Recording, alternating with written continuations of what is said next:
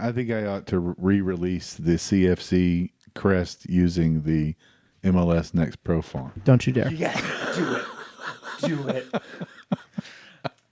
Which is one of my favorite little pieces of Don't you dare. graphic design that I've ever done. By the way, if you do that, I hope they send you a cease and desist. How funny would that be? I would frame that. I would frame it and put it up in my house. I'm gonna, you know what? I'm gonna leave this as part of the podcast as the warm up, because if CFC sends you a cease and desist for doing that, I'm framing. Absolutely. I'm framing it. Absolutely, it's going to go right next to my share, the evidence of my share. The only evidence we have of that we own shares. There it is. There it is. Well, at least we're not paying for the losses in those shares. All right, let's go.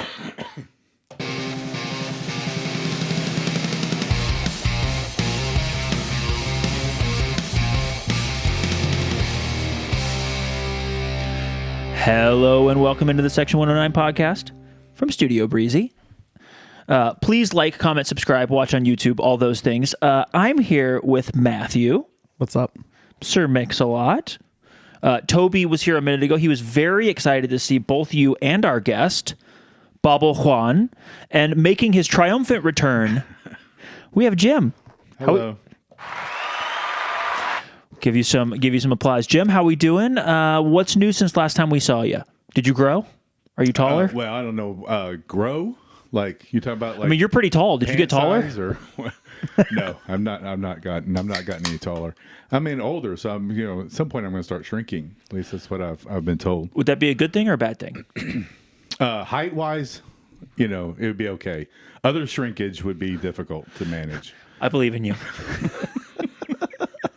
Hell yeah, right on brand for this podcast. And I do. Yeah, under ground rules here, we have mic management. Can we talk about mic management? Absolutely. So keep the mic roughly within a fist length of your face. A fist length. When I say a fist, within a fist. Within a fist. If you're over here, see how bad it sounds? Oh, I know. It's a dynamic. I get it. You did the mixing for your podcast, and you actually did mix your podcast. I absolutely did. Yes. As opposed to me, who I refuse to mix my podcast. Yeah, These levels are set how they're going to be set. Yeah, and if you ever listened to the 423, you would realize that a person who was unilaterally deaf mixed it. Did the mix. Well, you actually do have hearing loss in one ear, right? Yes, my left ear. Yeah. So like, you guys are seeing to my right. We're okay. That's why we made him wear the headphones, folks. Yeah, right. Yeah, that's good. But as we get into it, we have listener questions. We have a bunch of things. Matthew has a brilliant new haircut, looking like a new man over here. Thanks. Where'd all your hair go?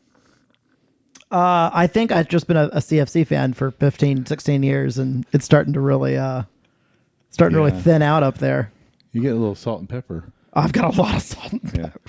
Mine is cinnamon and sugar. That's what I've got on mine. Atta baby. Yeah, you have a remarkable amount of very little gray at all. That's right, absolutely. Are you a Just for Men commercial or no? I'm just a very attractive man. Hell yeah! I've actually tall and not graying. That's right. I've really been trying to. I got a haircut. I guess it's been a couple weeks. I don't really remember when it was, but we kind of noticed that. Or Maddie noticed. The hairstylist person.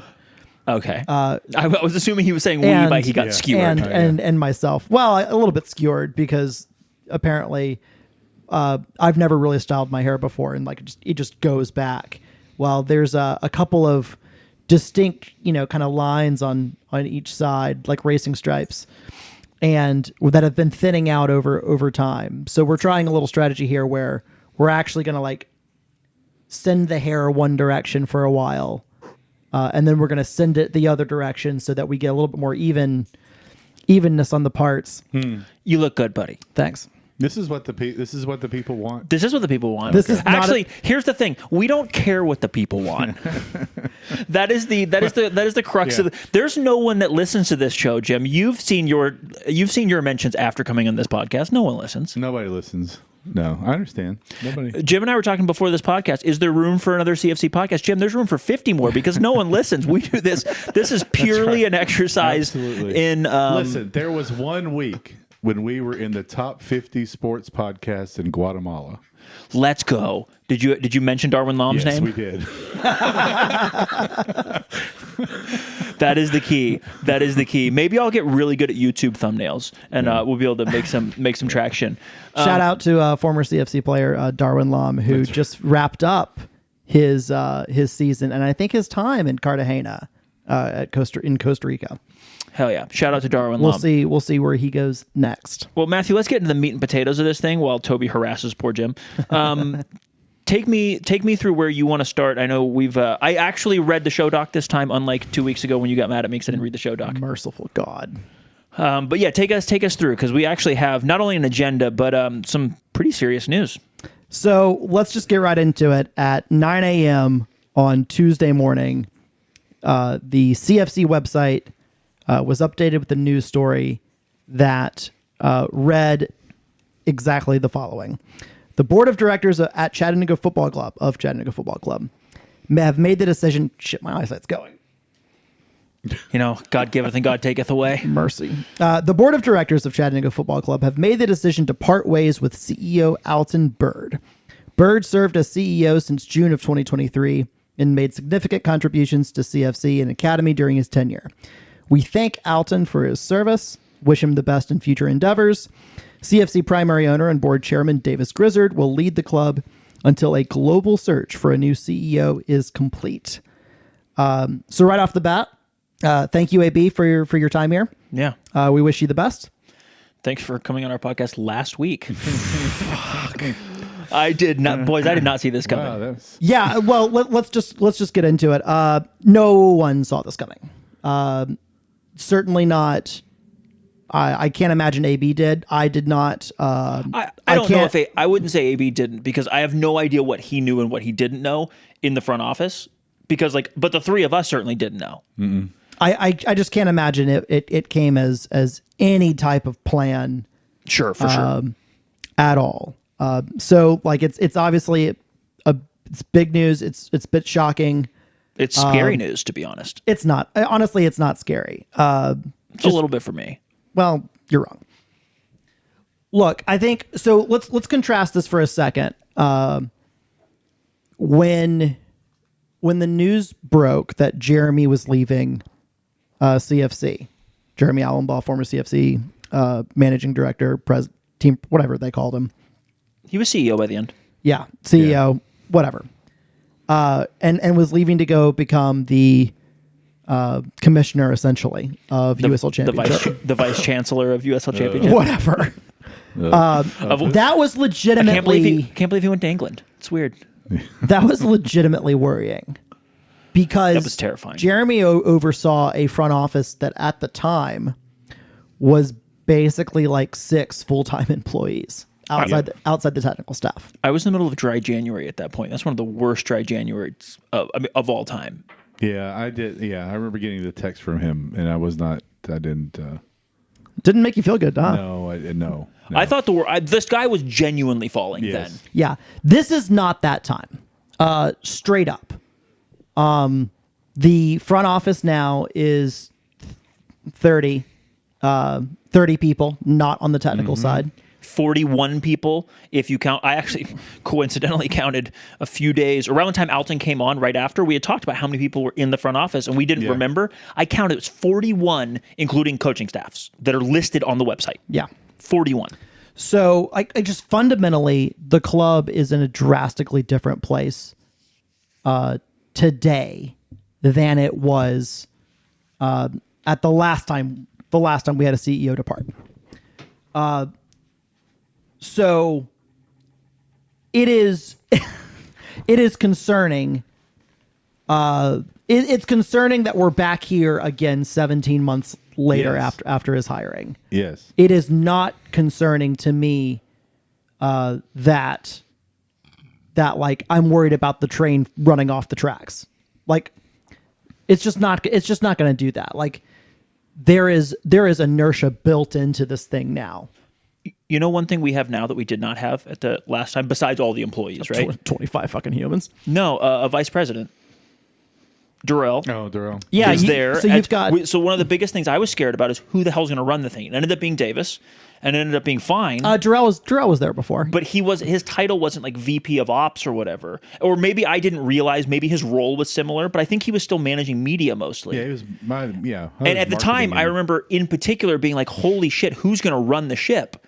And I don't mean run the ship like as the tippy top, but like who's thinking about all the processes. And I don't know about you guys, but I assume from talking to him and from seeing his title, like he's probably the person, him and Danica, because Danica's labeled as chief of staff. So I assume like she also had some administrative whatever. Those will be the kind of put some respect on Rachel Hansen's name. Okay, that's who's gonna be stepping in on top for sure. But I'm just saying, like people that like there's people there also in some management positions that there weren't last time. It's just a different club at all levels right now.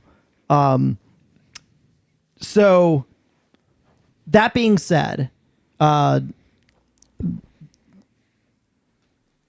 don't love that it had to happen. And I'm saying that based on like I've had a lot of conversations with a lot of people over the last few days, and I'm not naming names. I'm not doing any of that. But the common thread in almost every conversation I've been a part of is varying degrees of, and I'm paraphrasing, we're going to be fine. Sky's not falling. And believe it or not, like I'm energized. I'm ready to run through a wall for this club. And I think if you read Jamien's supporter shareholder board member Jamien Williams, if you read his email on Wednesday, based on some conversations that I had, there was some sort of end of year, I don't know if review is the right word, some sort of thing for interviews for the staff, and I don't know if it's like end of year performance reviews. I don't know if it's about it, whatever. It's a thing, and it was out of that that the results of whatever that thing was is what caused the board to pull the trigger, and that happened at some point at the end of last week. So why do you think they waited till Tuesday? So there's a lot of reasons why they could wait or why they needed to wait. Well, sure, it wasn't to organize their, The press release. Well, okay, hold up. We'll get into that. Let's save Jim that. and I have thoughts. Yeah, that's great. Save them. There are a lot of reasons why you don't announce something, and the chief of those is that it's just not ready for whatever reason. Right, like sure. AB was on a contract, and contracted employees that are being let go through a little bit of a different process than a regular Joe Schmo. So is there how much time was on his contract? Mm-hmm. I don't know. Were there clauses in the contract for various things? I don't know. Was there a separation agreement that they wanted to get to formalize an exit? I don't know. Any of those legally HR reasons could be why it was delayed. It was delayed several days. Tim, do you ever fire people in your job? I supervise a lot of people, so I have the ability to. Does it take time like that?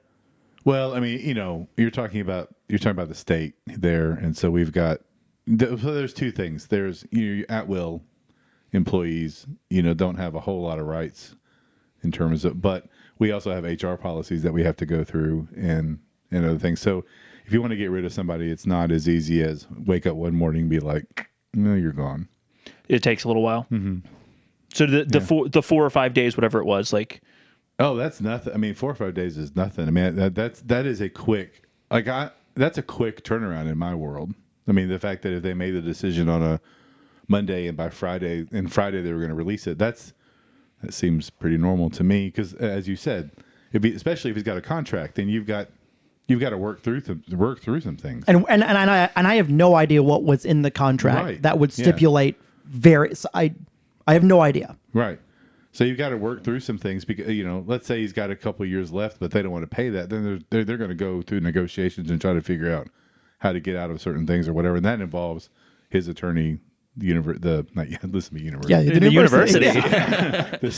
The club's attorney, and other things. So that doesn't surprise me at all. I mean, when, like you said, we'll get into this a little bit later. The thing that surprises me is taking time doesn't surprise me. Not being prepared to release it after you've taken time is, not great. But yeah, so I want to read. Anyway, let's talk about what comes next after we talk about the communications rollout, because I think there's obviously a lot of shock that goes into, oh shit, like AB just got fired. I think that was universal. That's a normal reaction of, oh wow. But yeah, I think you have to put that in context of, so the club, you've got two sides. You've got a technical side, you've got a business side. And in the matter of months, you've lost the top of each. Yeah. And looking on the outside, and when you asked me to come on or if I'd be interested to come on, I said, yeah, I'll play to the people who haven't been paying attention and have been out of the loop for a little while. If you haven't been really paying attention, out of the loop, and you've not been talking to people behind the scenes, and you see a club lose the head of their technical staff and then the head of the CEO in a short period of time, I don't think it's unusual to say, well, what's going on in that club?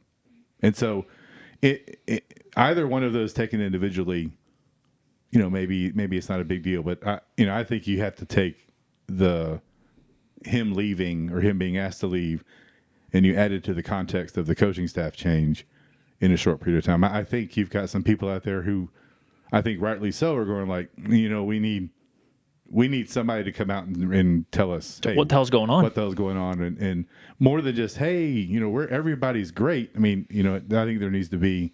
It would be nice if there was some kind of substantive statement about, where we are and where we're going. Yeah, I agree completely. Two things on that. Number one, when it comes to big decisions like that, you don't generally get a lot of public background information. Yeah. In fact, you basically never do. Well, I'm not asking for, these are the reasons why we're released. I'm talking about this is what we're doing going forward. And more than just, we're going to do a global search. I mean, I would like to know a little bit more. How many lines were in that press release? Depends on how about 7. If you have an entire wide you phone make your width, like yeah. If you set your margins, how you set your margins. I guess I see what you're saying when you say that, like for someone who's not. We're only day what? We're day 2. 3. Yeah. Also, here's the kind of the difference in my head. Like if you see Jamien's message to supporter shareholders, it does provide some context. Yeah, and I hadn't seen that. I mean, until right before we started recording. Okay, but why hadn't you seen it? Well, because he couldn't log into his email. No, but, yeah. I mean, that's part of it. I got too many accounts that I can't remember my password. Jim has 19 email accounts, and I get it. But no, it's part of it is, and here's what part of my frustration is. I don't know what the intention was because I've been told that this was not the intention. But I'll tell you what it felt like. It felt like they wanted to release at 9 a.m. in the morning a little website blurb that nobody was going to see, so that nobody saw it and paid attention to it. Yeah, I think if it was Friday afternoon, I'd feel that way. But Tuesday morning is not. But they didn't release it. They didn't release it on any socials. It didn't even have a picture. It was just like it has a club statement. I mean, yeah, it looked. Yes, it was like, what the hell is that? And then I click on it, and it's oh crap. Right. Yeah. And so to me that felt like, and I realized like, look, I would have been okay with it on a Friday. I'm okay with a news dump if you treat it like, oops, the news cycle was too fast. They released a player right after it. Like it felt like they buried it and didn't want anybody to see. And then when everybody was like, what the hell? They were like, oh yeah, by the way, like we didn't try to bury this. Like here's our Twitter. Here's it on Twitter. Here it is publicly. Like, I'm not saying that was the intention because there may be other things that go behind it, right? They're scheduling people and groups and companies, whatever. They schedule website stuff. They schedule social media stuff. Like they do schedule stuff differently sometimes, right? But in my head, every supporter owner should have got an email. The Jamie and email should have come out. And at 9 a.m. or like shortly there. pick a different time to send the thing. No, they should all come out at the same time. It should have been on socials. The statement should have been on socials in whatever form you want to put it on, but it should have been out there. It should have been out there on the website. And then we should have all got an email. And then even if you drop it at 5:00 Friday afternoon, I don't care. You let the people that really care know, essentially, or have an opportunity to find it. Let it breathe for a day. Or hell, if you want to drop it all at 9 a.m. in the morning and then still drop a player at 6:00 at night, be my guest. But don't act like we're not going to care or we're going to miss it and just act like, oh, no, the guy that's leading the entire fucking organization is gone. And there's a 6-line like thing. Like, I do believe in the people in the front office. I believe in the organization. I believe in the inertia, but I don't want to be treated like I wouldn't care, or like I don't deserve to know, or like I'm going to have to dig to find out. Like, it just should have been more transparent. And you don't have to give me all the reasons. I completely agree with you. Like, I don't get to know what the performance reasons or whatever they were. Right. Because it's none of my business and it's not fair to AB. On the other hand, don't treat me like I'm not supposed to know he got fired. Because that's what it felt like. You didn't want me to know he got fired, and you wanted it to be old news by the time, hey, we hired a new CEO. Oh, I didn't even know AB got fired. That's what it felt like it was trying to be. I don't know. I didn't take it that way. It looked to me like it was just rushed and ill planned out. Like if you had told me that they had made the decision 5 minutes before they sent that, and something was going to happen, and they had to send it out immediately, and that's why it's so short, and it says club statement on it that they did not have time. That's what it looked like to me. Like, I was like, what? It just looked like either somebody mistakenly hit send on a message that wasn't ready. Or this was a very fast turnaround. We had to get something out fast because I don't know why. But it seemed very rushed to me, as opposed to they're trying to bury it. And the club statement thing is, and I'm going to use two words that we need to be careful about how we use probably in the future. But like the club statement thing is incredibly industry standard for like pro soccer. That's kind of what you say when you fire somebody. And if you don't believe me, just look at the front page of literally every English football club ever, and you will find a club statement about once every 6 months. Like, that's just kind of what happens. Now, is that what should happen? I think is a reasonable thing. I mean, like, so number one, they fired him mid-contract, right? Like, we all can deduce that from these things. But like, typically these kind of announcements are I think Atlanta United fans joked about Gonzalo Pineda for months before he got fired, saying like, when's the thank you statement? Basically, like, there wasn't even a thank you. It was so much more. It was so much more like non-personable, and cold maybe is the wrong terminology there, but like kind of cold. But also, I think the bigger thing to your point is that it treated people that, like, the diehards, the people that are going to care the most, the people who have invested literal money and have shares, as like well, if you care to refresh our website all the time, you'll know, and I guess we'll just add it to socials later. Like, that's what it looks like. And intentions can be different from that, but for sure, I would have, even if you told me like it has to go on Tuesday for whatever reason, and you don't want it to dominate the news cycle, like, I would just, I mean, it's gonna dominate. It's going to break through the news cycle because it's a legitimate press release. Like, it's the leader of a major organization in the city. Like, it's going to make the news cycle. You don't really have a choice in that. I assume it was in the paper today. I think it was in the paper today, because I'm pretty sure my mother texted me about it. That's going to happen. Supporters are going to see it. Supporters are going to talk about it. And, I think you just kind of had to bite the bullet on it and just disclose it all up front at once. The letter from Jamian, and I'll read the portion after the statement, was really good.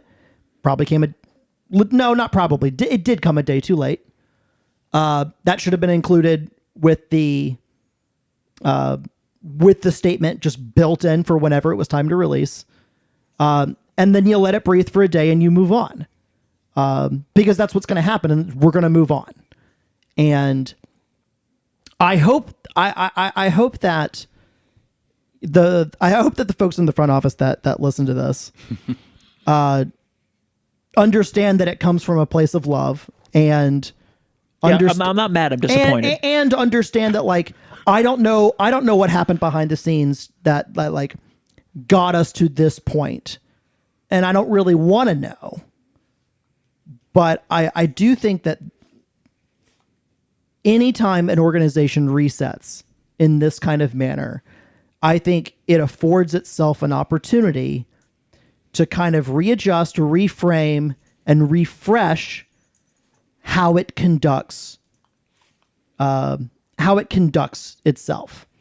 And I think there's some legitimate criticism out there. It's mostly around this rollout, although there's some seeds of discontent about the club communication style in general from a few places, some of which I agree with, some of which I don't.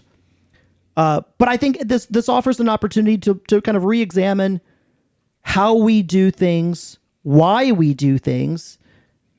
Is industry standard enough? I would argue the answer is no, because Chattanooga FC is not standard. Chattanooga FC is an exceptional organization. It is an exceptional professional soccer team. It is an exceptional place to be, an exceptional thing to be a part of, and we can always do better than industry standard. We should be the standard, not just on the field, but in club communications, in how we conduct our business and how we represent ourselves in the market, in the community, and in all those things. So that's my little mini rant about that. Yeah, and we can get off this. Yeah, I haven't lost sleep over it. I mean, it's not like. Oh, let me read the rest of the statement. I haven't either. Quick. I was just frustrated. I mean, I'm just frustrated. Just like you made a good dad statement. I'm not mad. I'm just frustrated. Disappointed. I'm disappointed in you. Yeah. And I don't want to.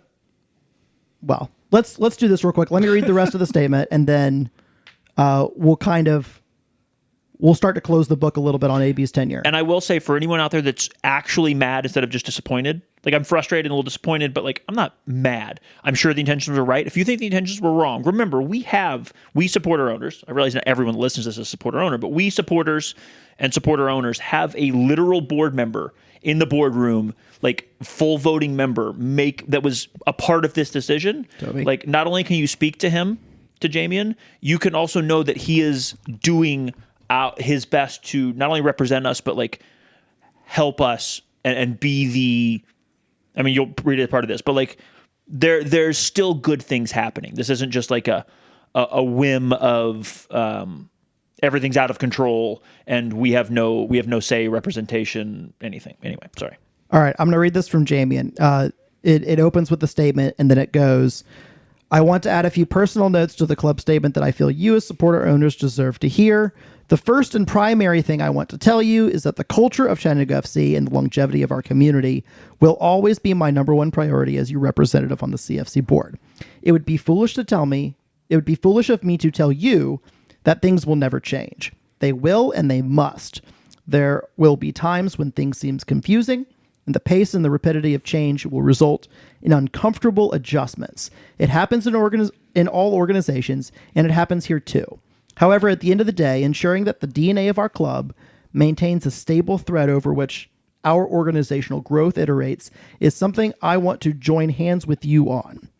The club's leadership and organization may change, but keeping our heartbeat grounded to our culture is what I want to ensure doesn't. I should have reached out to you sooner. I was wrong to wait. For that, I apologize. If you ever want to talk, always know that you can drop me a note. Thank you for all you do for our club, Jamian. And that email address that he put on there is in that email. So feel free, seriously, to reach out to him. On another note, if you if you're listening to this podcast and you still have, not still, if you have issues with the rollout, if you feel like your voice is, or you want your voice to be heard, maybe you're not a shareholder, you're not a supporter owner of that particular class and don't feel like it would be right to go through Jamian. I have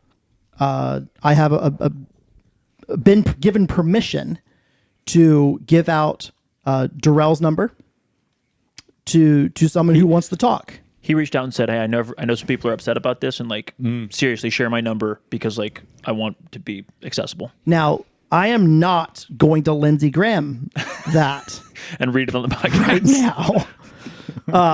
But seriously, like reach out to the podcast via whatever means, and we'll and we'll be happy to. Hold on, I'm tweeting it out right now. Sweet. We'll be happy to DM you. Someone's changing his number. We'll be happy to for the 6 people that listen to this show. DM you that, and he's made clear he's willing to talk, to listen, to hear concerns, thoughts, really anything. And so thank you, Darrell, for being willing to be accessible.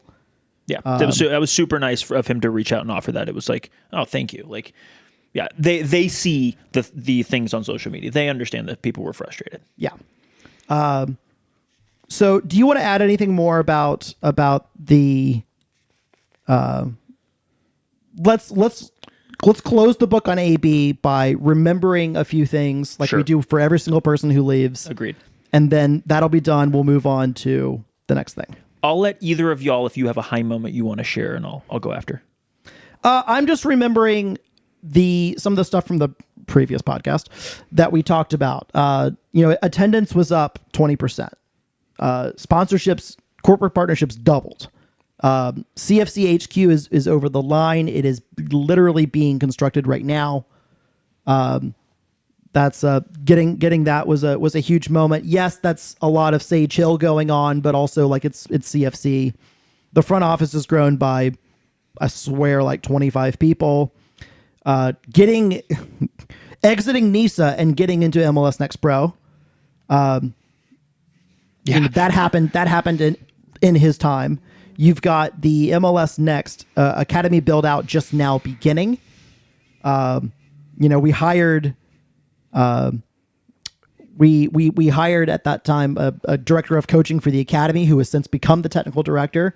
You had the sporting director depart. Should have let Jim go first. And that's going to take them all. Well, yeah, I didn't realize, this is all one thing. Is that this is your top list? This is his top list of 35 things. Are these all separated by semicolons? So all of these he things. doesn't know what a semicolon is.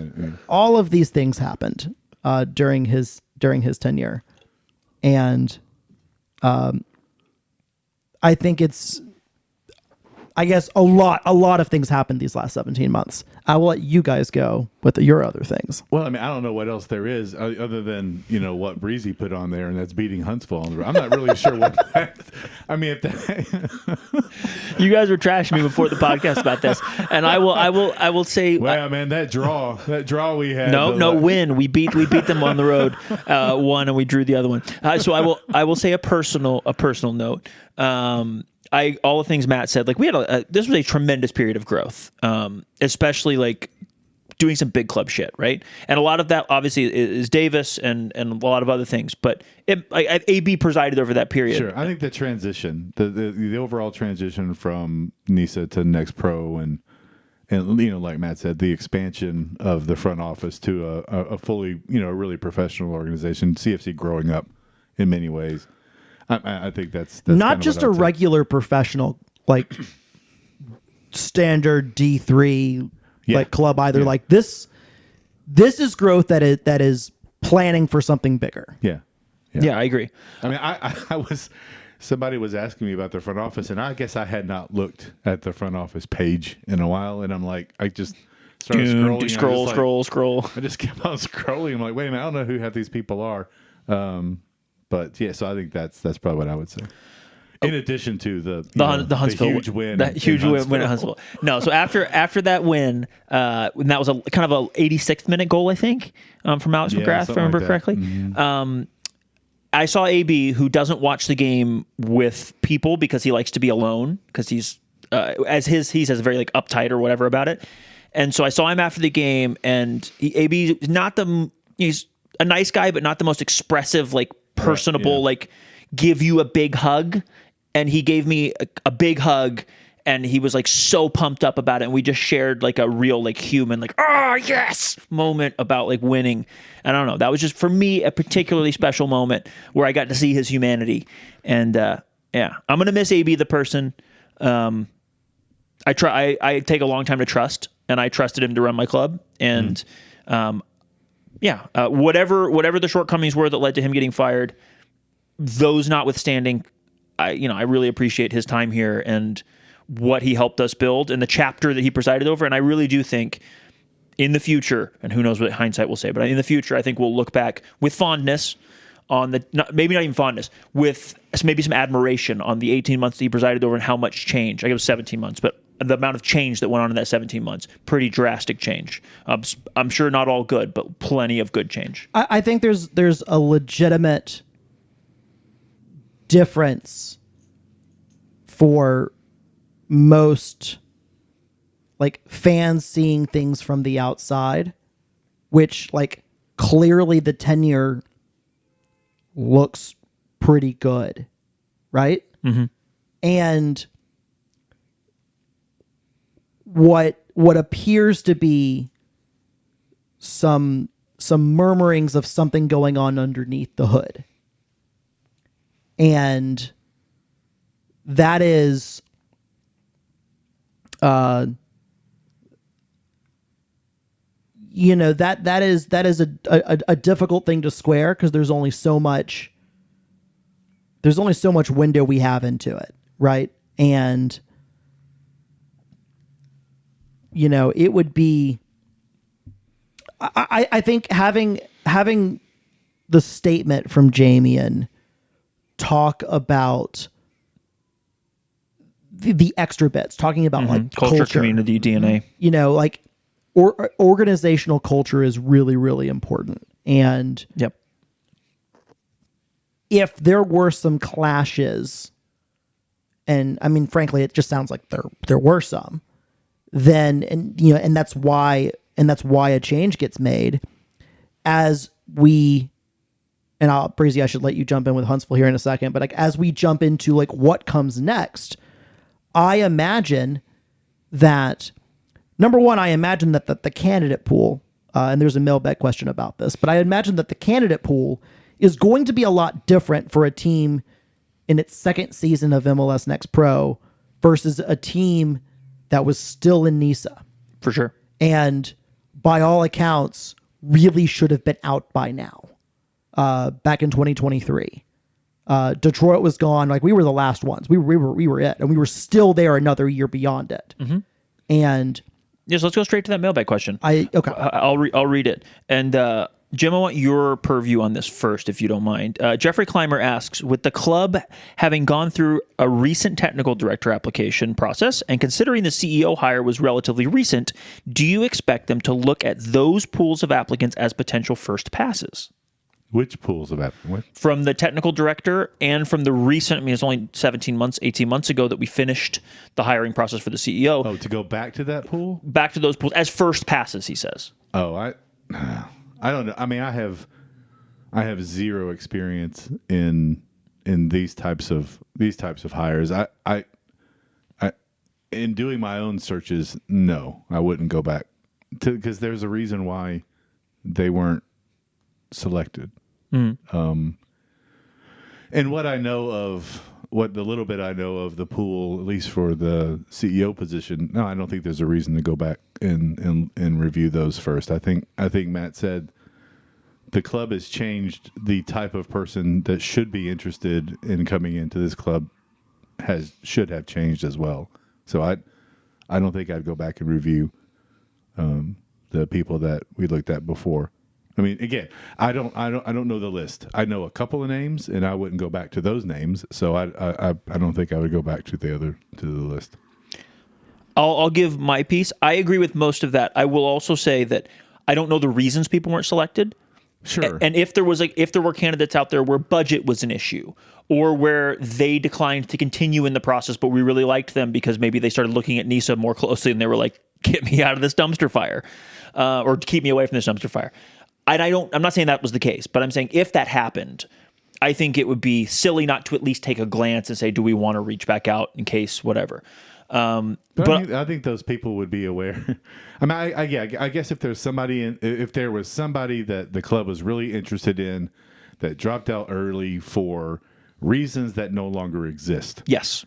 Then sure. But yeah, again, like I said, what I know of the later list, I wouldn't go back to that list. You have a wonderful radio voice, by the way. Oh, I'm jealous of it. I agree with that. Matthew, do you have anything to add, or should we move on? I have nothing to add.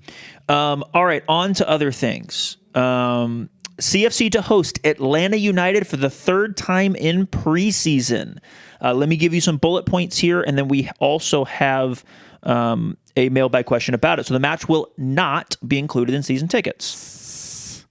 Albert asks, what do you guys think about the Atlanta preseason game not being included with season tickets this year?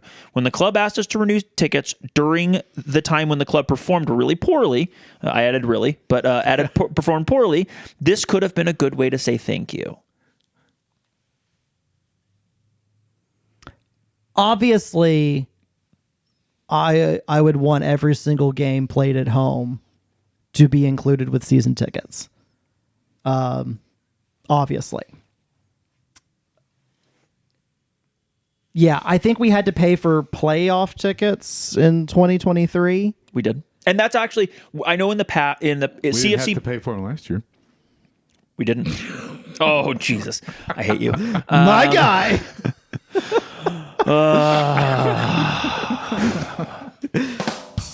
Quite literally, we get what we pay for.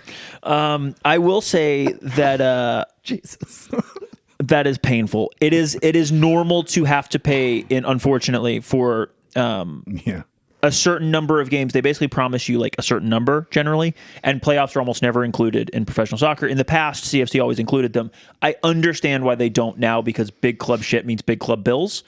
Here's the really important thing that, like, yes, it's a revenue play, right? Like, let's not kid ourselves. Like, it's just a revenue play.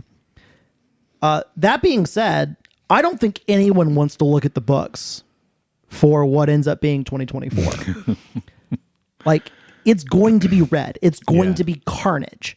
Yeah. The amount of massive growth that occurred on the front office side means massive price. Cost growth, tons of cost. MLS Next Pro and all that comes with it is infinitely more expensive than NISA.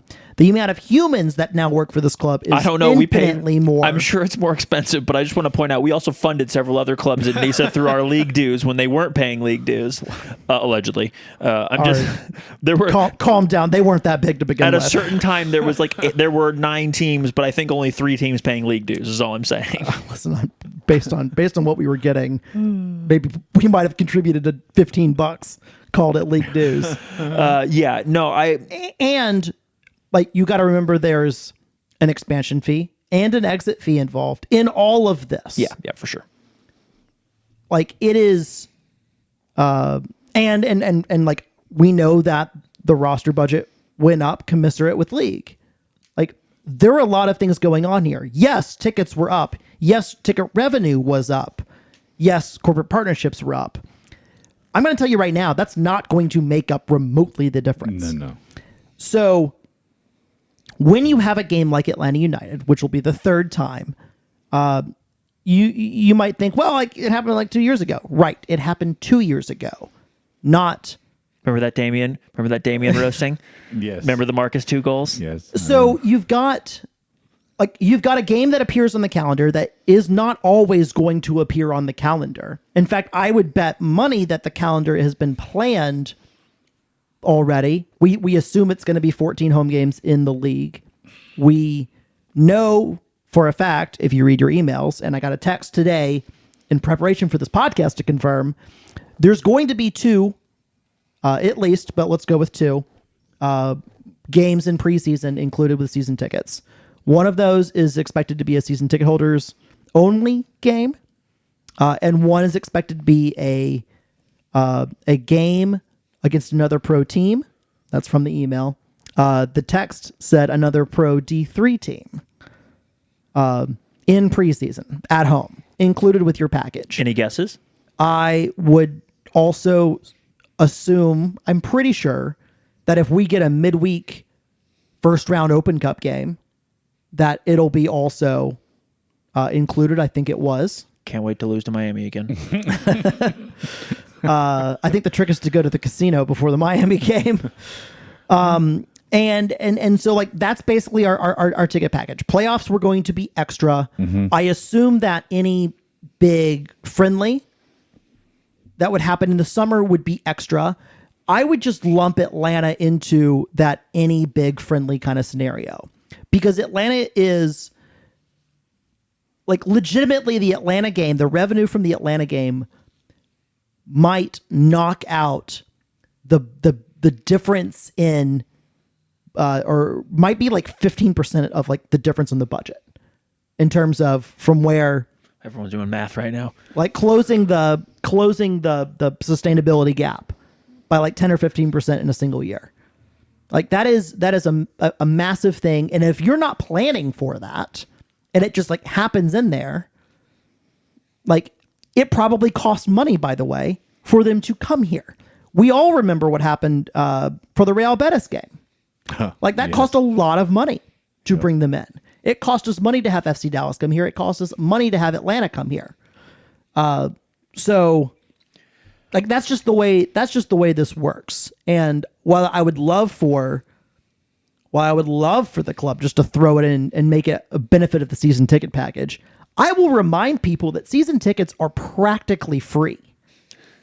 Like, and it comes with Apple. Sure can be. I mean, it comes with Apple TV, like MLS Season Pass, which we know that the club pays for out of pocket. Correct. So what I'll say is like I am annoyed that it's not part of the thing. I think it would have been a really nice gesture to include it. There's also not that many season tickets. However, our season tickets didn't go up, and I know that for most of those season tickets, they are chipping in close to half, depending on how much the season costs in cost for Apple, because like the Apple TV is like $100. Yeah. So like anyway, so I'm not like mad about it. I think it would have been a nice gesture to include it, and a really nice way to be like, get your season ticket before this date and you'll get an Atlanta United ticket. But I understand the revenue implications of it. I understand that like season tickets staying more affordable is what I care about the most. Yeah. Not just personally, but just for everybody. And so, yeah, I'm not going to lose any sleep over it, but I think it's a fair question to ask, like, no, Albert asked. I'm not surprised at all. I think what Matt said, there are other friendly games that will be included. And so I think the average friendly I would like to be included, but I'm going to realize they're going to be special games. And this is one of those, I think, a special game. And I'm not surprised that we have to pay for it. Also, in the tiers of things that are important to me, number one is all regular season home games. Mm-hmm. Followed by, I would like the Open Cup to be included.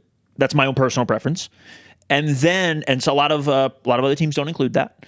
And then after that, it's like everything else. So like, as long as I'm going to think the season tickets rule, as long as they say a similar price, the MLS season pass thing makes me really happy because I don't have to give money to Apple outside of my pocket. And so I think that I'd be much more upset if I had to pay for a friendly against Tormenta.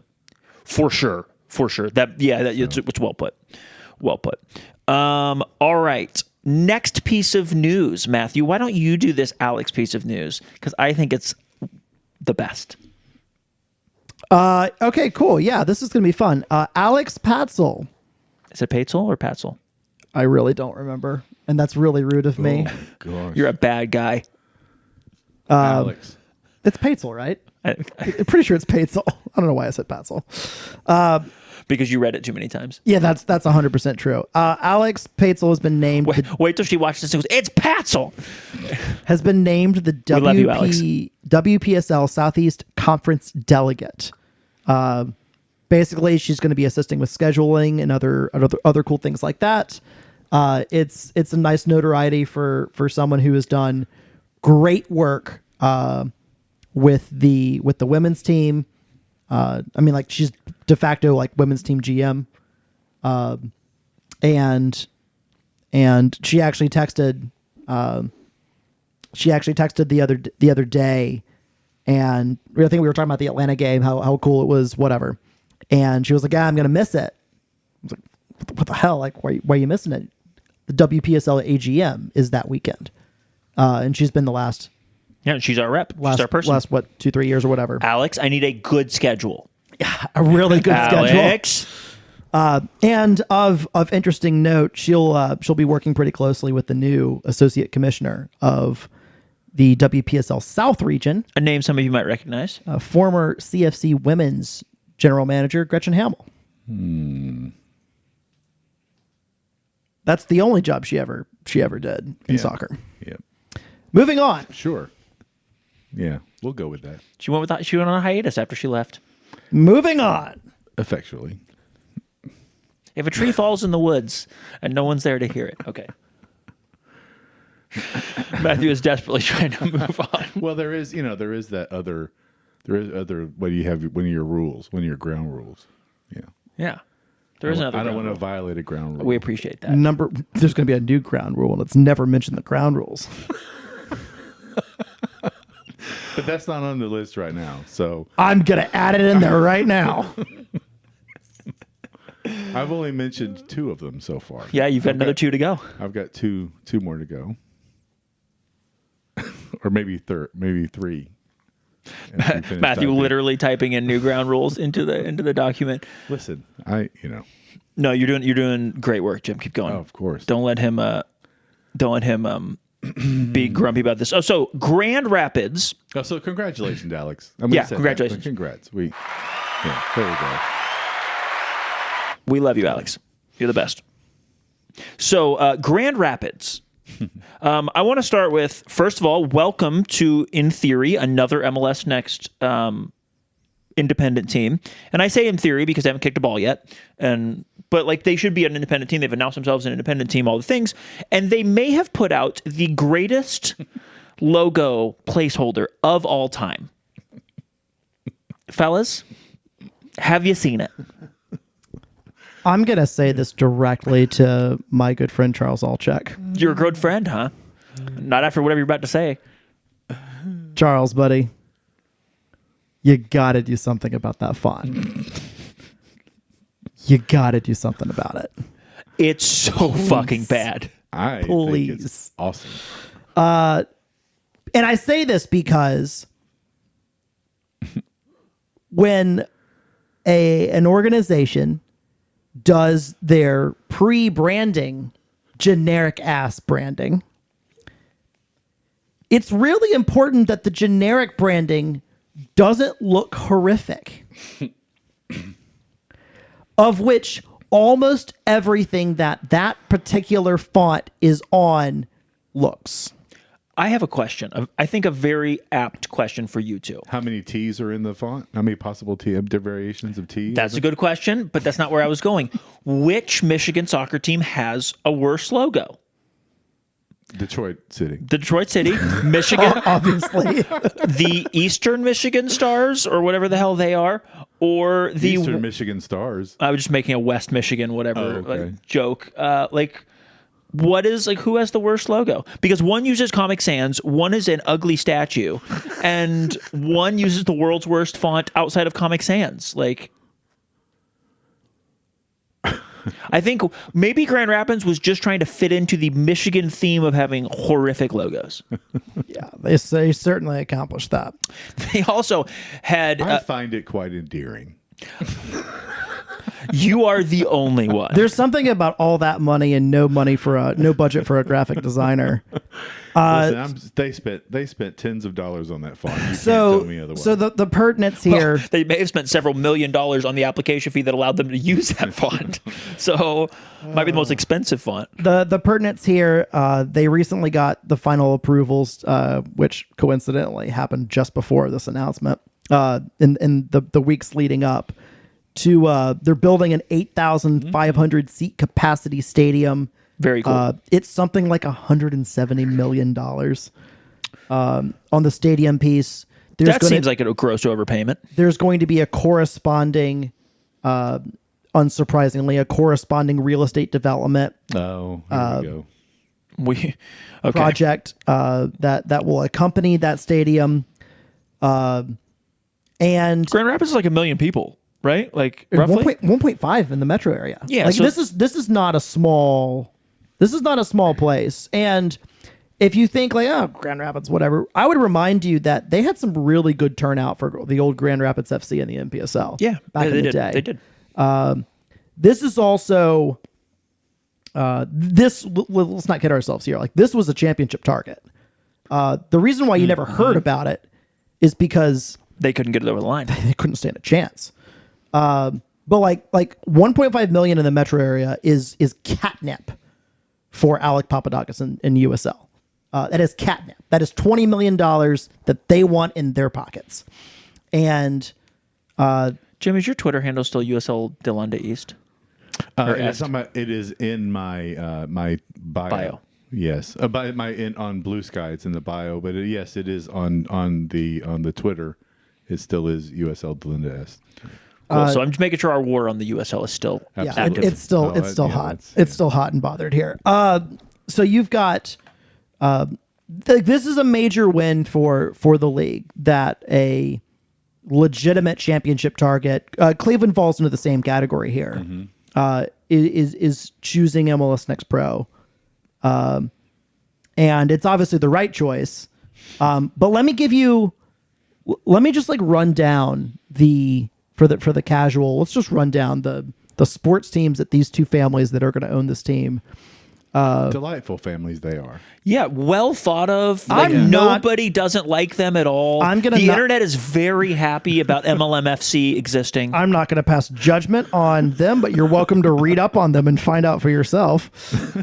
They own at least partial stakes among the two families. They own partial stakes at least in the Grand Rapids Griffins of the AHL, FC Cincinnati. Who? In this league called MLS. I have never heard of that. The Orlando Magic of the NBA, the Orlando Solar Bears of the ECHL, Orlando City of this league called MLS, Orlando Pride in the NWSL, and my personal favorite, the Grand Rapids Rise in this little new thing called the Pro Volleyball Federation. And I now want a Pro Volleyball Federation team. So, who is MLS? I only know of MLS Next Pro. Shut up. It's the league that I force you to watch when we're not traveling for soccer and there's a game on. The Rise does. You mentioned the Rise. Isn't that a sick logo? The logo. I mean, it's. Yeah, I'm just not worried about that group's ability to put together a cool logo. Well, I am because it's got the Pokemon contingent. You know, it does have a very Pokemon look. They did choose to let MLS Next Pro dictate that they used the most horrific font and placeholder logo. First off, it's no Connecticut whatever that Connecticut Wolf thing was. You know who I miss? The Teamsters with a Z. Stop it. Speaking of, let's move on to our next topic. This morning, we are recording on Thursday afternoon. This morning, a report by Michael Bautista, friend of the podcast, dun, dun, for dun. Hudson River Blue. NISA is losing their provisional sanctioning. About 4 years too late. For 2025. I will note I said provisional sanctioning. That's because, fun fact, NISA never had full sanctioning, including during the entire time we were members of the league. That was CFC's first pro home from 2020 through 2023. And I did not know this, but it does not surprise me. There were 26 different teams that played in NISA. And only 22 of them are owned by Bob Freeland. From 2019 through 2024. Hell yeah. I think, by the way, as a side note, I do think we should have an entire podcast, or if I have my dream, and a podcast series dedicated to the death of NISA. I want to talk about, obviously, maybe some NISA moments at some point, not today, but there are so many stories. Yeah, that 2-2 draw with Or was it 1-1? 1-1 draw with Oakland. Yeah. Yeah, I wish I bought that T-shirt. I wish I'd gone to the game. If only I knew the pandy. I mean, I was saving like, I'm going to go later, all the games later on. The fact that a Chattanooga-born player making more in a single season than the entire CFC team made scores a stoppage time tying goal. And they made a T-shirt out of After it. we almost smashed and grabbed the shit out of them in our first game. They were so proud of that. It was so cute. It also remains the high water mark for the Oakland Roots franchise on the field. I appreciate that you called them a franchise instead of a soccer club. Well, they were always a sports club anyway, so. Speaking of first goals, Taylor Gray scored the first goal in CFC MLS Next Pro history. Pretty sure that's right. Yes. And he has officially said goodbye on Twitter to Chattanooga. On Instagram. Yeah. Oh, on Instagram. Sorry. We're an Instagram club now. That's true. That's fair. 26 years old. Which I didn't realize. I don't know why. He was like perpetually 21 to me. I don't know why. I'm not sure. He was never 21 here. Well, I know that, but he's perpetually young. Let's Yeah, put it that yeah. way. I always think of him as a young player, and then somebody's like, he's 26. To be fair, he showed up as a young player, so 23 or whatever, and then he left as like a veteran. Not like an old player. He's not old by any means, but like a veteran player. Yeah. 3 seasons, right? 2022, 2023, 2024. Yep. 13 goals, 14 assists in 67 matches. And you got to remember, this is a guy who also missed about 4.5 months in each season. with a knee injury in 2023. That's the one he got in Birmingham that we played in Tuscaloosa, right? Yeah. His last The Tuscaloosa Legion. Yeah, the Tuscaloosa Legion. That's right. That was it sucked to lose. That was a fun game. he injured his knee in Tuscaloosa at that Open Cup game towards the end of April, and did not feature again until October. Yep. For that Club de Leon game, the makeup game. So that ended up being about 6 months, which is wild. I'll read his nice message here. Chattanooga fans, the time has come to say goodbye. Here in this city and at this club, I found a second home. From the very first day, I was embraced by all of you, and together we created magical memories. I'll never forget that win against Memphis in the U.S. Open Cup, where I scored my first goal for the club. I was also honored to score the first goal in the club's history in the MLS Next Pro, and to have played over 50 matches wearing this jersey in the last 3 years. There have been so many victories, countless joyful moments, trophies won, and friendships made along the way. Unfortunately, the moment has come for us to part ways, but who knows? Maybe we'll meet again. I will always carry you all in my heart with great affection. With love and joy, Teo. Yeah. I'm gonna miss him, man. Oh, yeah. Yeah. 13 goals, 14 assists in 67 matches is quite a contribution. And like it really is, those numbers are downplayed by the fact that he would have absolutely run wild that 2023 season during the bulk of it. In Nisa. Yeah. I mean, you would be looking at... Oh, that was the season where he started out with like 4 assists and 2 goals in the first 4 games. You would be looking at a guy that would have been in the 80 appearances club. Which would put him in the top 10 all time for CFC appearances. You would be looking at someone who would have been I think he would have made a real play on 20 goals. I think he would have made a real play on 20 assists total for his career. I mean, he started that season on an absolute nuclear level tear, and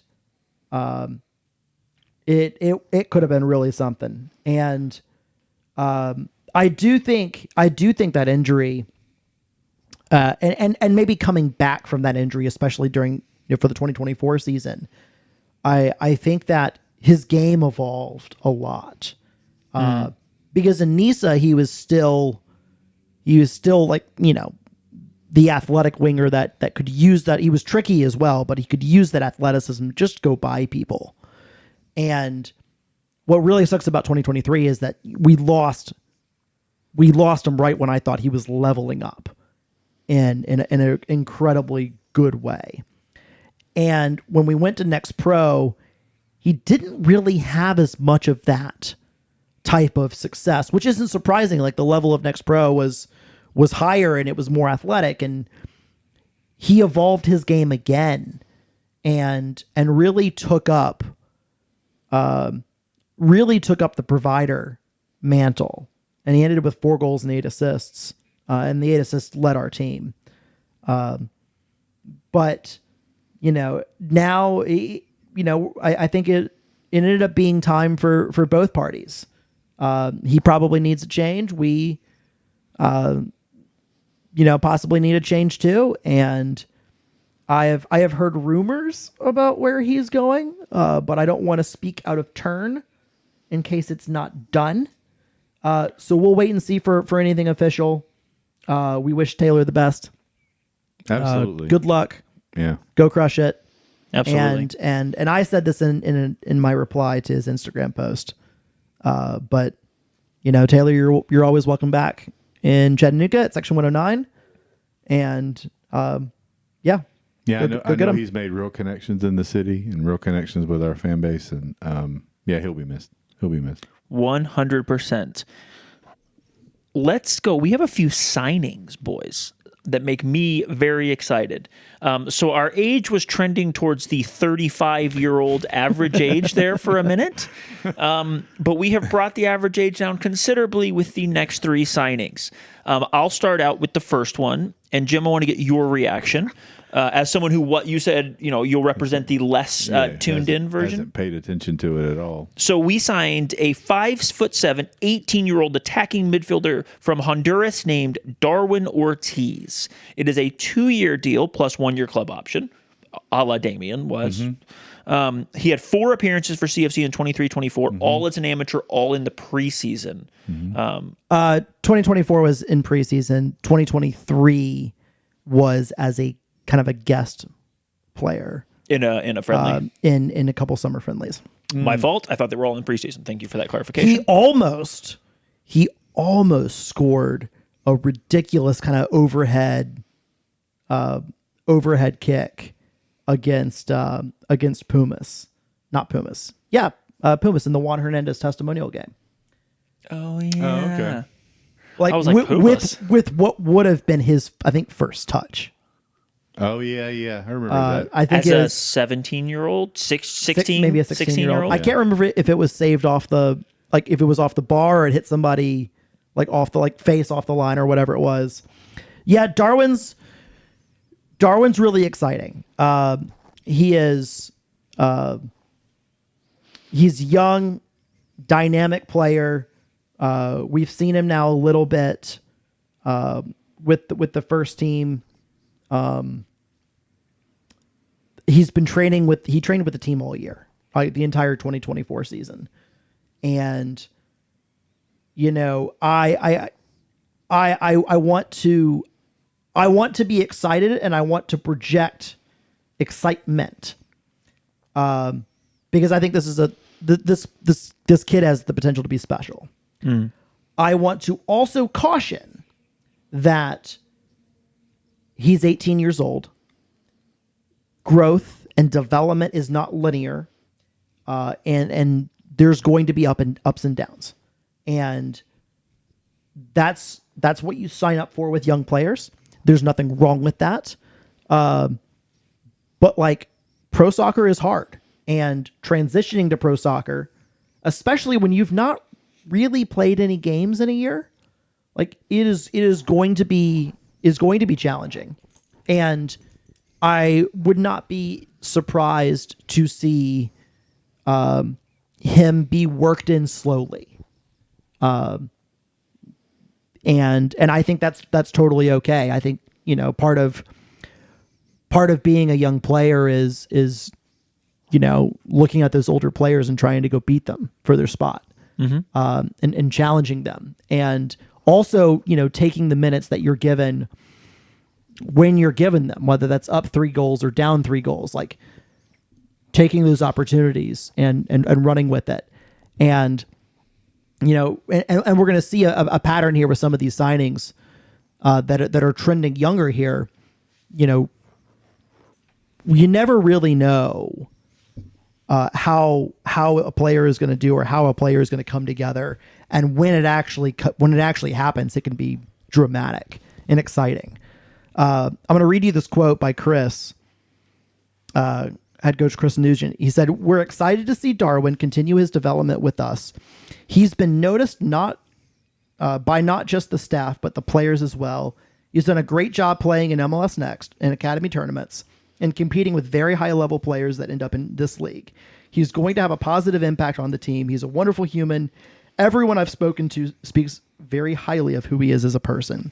His commitment to the game has earned him this opportunity." So welcome Darwin officially. He was assigned a number last year. Just didn't get a chance to use it because he wasn't registered. So yeah, very excited to have Darwin here. And that's a 2-year deal with a 1-year option. So like that's one for now and one for the future as well.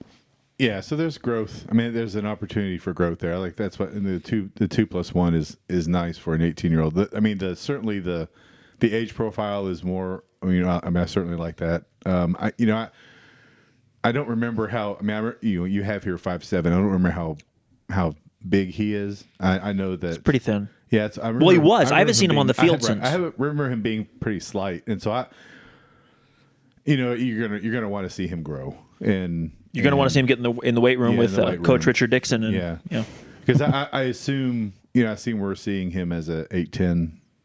Yeah, that's what I believe as well. He'll be in that front. Yeah, and so he doesn't need to be 6'3", 220, but he'll need to add a little bit of size, just like a lot of young kids do. So yeah, just to take the beating that is going to happen inside, in the midfield, and that's part of it. Next player, Steve Louis Jean or Louis Jean. I don't know how I assume it's Louis Jean. He's from Haiti, so... Yeah, but our Gene, went by Gene, even though we like to call him Jean. Steve with 2 E's in the middle and an E on the end. I'll tell you what, Matthew and I have nicknamed this lovely gentleman who I am very excited about, Steve-O. And I'm going to find out if he likes that because he might hate that. But I hope he hates it. I want to call him Steve-O so bad. No. I want a Steve-O. But welcome, Steve Louis Jean.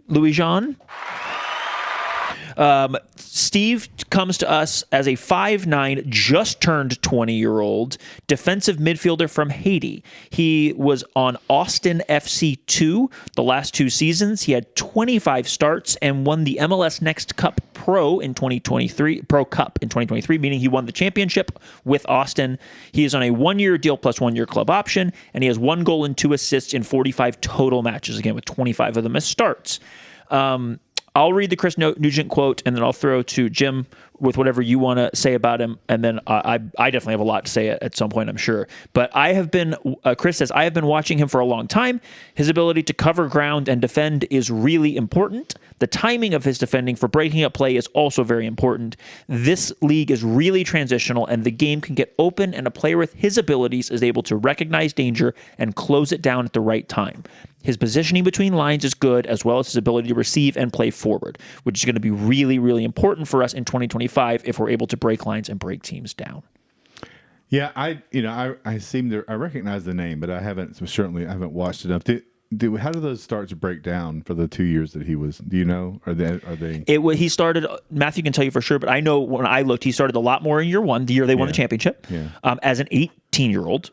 And then his 19-year-old season, he still started a bit, but he came off the bench also quite a bit. Yeah, so I certainly like hearing Chris talk about there seems to be some pace with him and the ability, because if you have a single pivot, you're going to need somebody. I've watched his highlights. Dude can cover ground in a way we haven't had since Richard Dixon. Yeah. And the only thing I wish Chris had added that he's got a nice crunching tackle in him. That's the only other you're missing. Yeah, that's the only thing. That's what we need from a DM, and you gotta have that leadership role and play. Leave a little bit in the tackle every once in a while, breaking up that play, that transition. So I am really, really excited about the age profile more than anything. Absolutely, a guy with 45 appearances before the age of 20. Or around the beginning of his age 20 season, coming in with 2 years of experience in the league on a decent team. That's the kind of player that we don't have to have like the entire starting lineup built up, of course, but that we should have on the roster. I assume he's a starter. I don't know if it's in a 1 or a 2, but watching his highlights, it looked to me like he was playing in a 1 or a 2. I think if Jude Arthur is playing next to him, it needs to be in a 2 because Jude performed much better in a 2. Andres is not on the list of returners. I would say that you could have put either one of them as the one and like started the other one.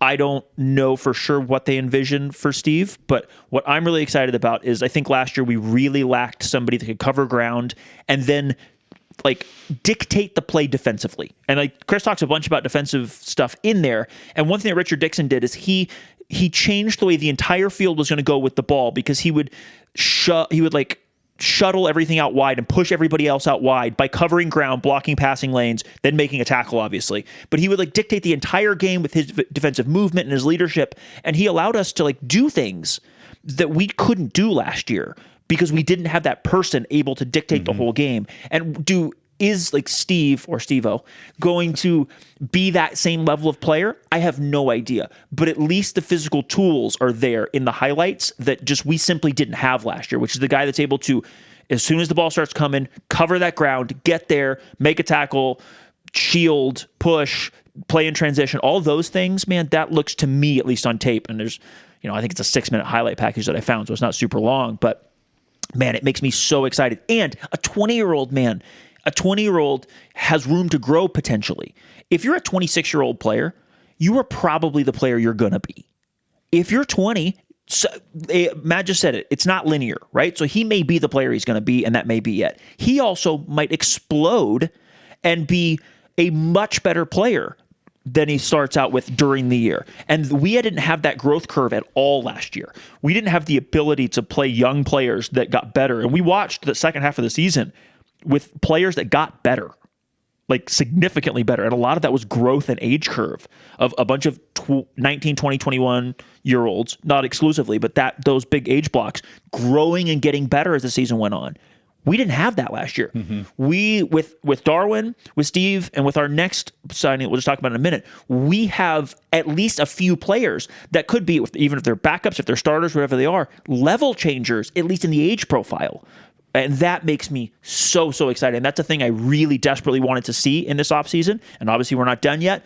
But if you had asked me 4 weeks ago how I felt the offseason was going, I would have been like, boy, I'm nervous. I don't know. I'm excited about a few things, but I'm not feeling good about other things. And now, while it's certainly not done, I am feeling much, much better about the direction of the offseason because we've made some signings, some age profiles, and guys with experience in the league.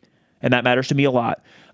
Because you look at last year, we had one guy with experience in the league, and it was very clearly became one of our like better players and one of our like he changed our formation. More important players for sure. And he's back. And I think it doesn't mean you need you saw it in NISA where we went out and got the best players in NISA and we were one of the best teams in NISA. I don't know that we're going to get some of the best players in MLS Next Pro, but I think we do need to go get some good players in MLS Next Pro so that we can then have a floor, whether they are 23, 24, 25, 28, whatever it is, or they are 20 years old. We need some players with experience in the league who know about the travel, who know the teams, know the facilities, know the style of play, the pace of play, the way that it works out. Like, this is just a really, really big signing, and I think a little bit of a statement of intent. Remember, we asked Chris, we said, like, what's the chances we signed a 20-year-old? I bet he was talking about Steve. What chance we signed roughly a 20-year-old? Or Darwin. Like, I could have been talking about Darwin, for sure. Neither one had been announced, and I'm getting excited and talking fast here. But he said, like, when is this coming out? We're like, very soon. He's like, well, I can tell you I'm almost positive we're going to sign a player during this offseason that has a MLS Next Pro experience that's like roughly 20 years old. And this is just such a good sign and statement of intent. And I hope there's a couple more guys. But even if these are the 3 young guys and then everybody else we sign is like a little bit more veteran, like, and I mean that not like 40, but like no shot at Eldon, but I'm just worried if we sign a bunch of 40-year-olds. But if we sign like now the rest of the players are 23 to 35, essentially. 35 is a little older. Don't want to no shots at Marcus. I'm glad Marcus is back. Glad Eldon's here. But like I'm not super bullish on the idea of having a bunch of older players chasing 22-year-olds around. But if we have a bunch of 22 to 28-year-olds, let's say, and to fill out the rest of the roster, and these are our young guys, I will still feel better about it than I did about coming in a few weeks ago and about last year where we just had no like ceiling to be raised by the age profile. I'll shut up. Matthew, how are you feeling about it? So I'll make a slight addendum to the show doc here. I've got him, son of a bitch. I've got him for 26 starts. There was an Open Cup game that he started for Austin. And so he's got 25 games in the 2023 season. 14 of those were starts. He got 20 games in the 2024 season, including that Open Cup, and 12 of those were starts. Austin were also a better team in 2023 than they were in 2024, and 2024 was a better league than 2023 was. So it's interesting to think about it those lenses. Yeah, I one of the things that that Chris's Christmas statement is His Christmas statement? his Christmas, yes. Didn't know Chris was that big on Christmas. You know, it's in Sebastian's quote, which I'm not going to pull up here, but it talked about a player that can play in multiple positions and has that kind of flexibility. What do you think those positions are? Well, we know what sixes and outside backs are, and they're functionally the same. And if you look at, They're not, but continue. they kind of are. And if you look if I decide to do good editing, I'm going to zoom in on Jim's face when you said that in the eye roll. I'm probably not because it's a lot of effort, but you guys can rewind and see it. well, I mean, like you've got How's Steve. footed? What is he left, right? You know? Yeah, it'll be right. It'll be right-footed. He's right-footed? He started 3 games at right back. Okay. Oh, So no inverted in 2024. So like that's just like something else to I mean at this point in the roster build, you know, Jesse Williams is back, Robert Screen's back, so you've got already 2 right backs kind of on the roster. One of them is kind of out and out right back, except for when he plays a sub minutes in central midfield. And then one has kind of deputized as an elbow defender in a back 3 at center back. And speaking of our surprise stealth forward. yes. Jesse Williams. No, Robert Screen. Oh yeah, okay. Back to that one. Yeah, Our yeah. secret weapon. Our secret weapon. And speaking of Jesse Williams, He's so white, he's invisible. as a general aside, Jesse played. Sorry, Robert, I love you. I'm just kidding. If he sees, I'd be like, the fuck? I think Jesse played about 30 minutes. Maybe it was last night, 2 nights ago. Played about 30 minutes in a Trinidad and Tobago friendly at Saudi Arabia. Good for him. Nice. Closed door friendly, I think. That's what I heard. I did not see that, but somebody was posting about it. All matches in Saudi Arabia are closed door. Is that because the ladies aren't allowed, or No, because nobody goes. either joke is offensive and works? Anyway, we've got one more player signing to discuss. I would love it. Do you know how to pronounce this lovely man's name? Well, if you look on Amizian, no? If you look on the, Amzian Sid Mahad. Amzian Sid Mahad. According to the player bio on the club. I love on the it. website. Nice. Fantastic. I'm glad that you two. Amzian Sid Mahad. I think that sounds perfect. He's a 6'3", 21-year-old winger /10 from Algeria. First of all, Height. age profile, height. Love this. He is on a 1-year deal plus 1-year club option. He had 2 assists in 7 matches for Columbus Crew, 2 after signing in late August 2024. So quite a few games after signing late. Yeah. The other thing about that, if you don't remember, is he provided the assist in Columbus's lone goal in the game they played against us here. And I went back and watched it. It is a dime. And so I'm glad he's here. Left-footed, right-footed? He's left-footed. He's my favorite. You know, he's already my favorite player. He provided from the left side of the field, left-footed. A left-footed winger, 6'3" left-footed winger. He's my favorite player already. We'll get you a jersey. Yeah. I'm going to have to learn to say his name first. 7 goals and 4 assists for Union Sportive. I'm assuming that's how you say that. Medina d'Alger. I'm guessing this is an Algerian U21s in 2023-2024 season. I apologize. My French is notably worse than any other language, and none of my other languages are very good. And he also wanted us to know that he finishes the top scorer at a U12 international tournament. My guy. Hey, be happy. I love that. I love that so much. Chris Nugent says, we are looking to play an attacking style of soccer, and his willingness to engage with defenders 1 versus 1 like that will be to be direct and get into the box and create in the box is really important for us. So is he Taylor? Is he the Taylor replacement?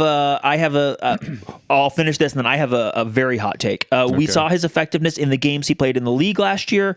Watching him against good teams that we have competed against and being successful in a lot of his actions was very convincing to us. Here's nobody is anybody else, right? But I think he is he reminds me more of Jesus Ibarra. Oh. He's tall, and the part of that is he's super tall and lanky. He's even taller than Jesus. But Jesus is all arms and legs, right, and hips. He has a little bit of that. To me, looks a little bit more athletic. Can move, cover ground a little bit better.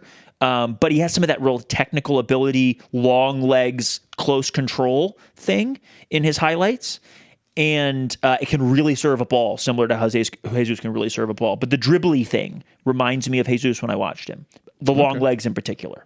Not the same, but like flashes of that. And if you look at the player profile and you see... By the way, I'm only reading from our show doc, so... if you see 6'3" forward... And you're like, oh shit! Well, center forward. We got a 9. My dad, No. my father texted me. He goes 6'3" forward. Like the sound of that, and I was like, Dad, I think he's going to be a winger. Yeah. So I think it's more accurate. I think it's more accurate to say that this is an attacking band player.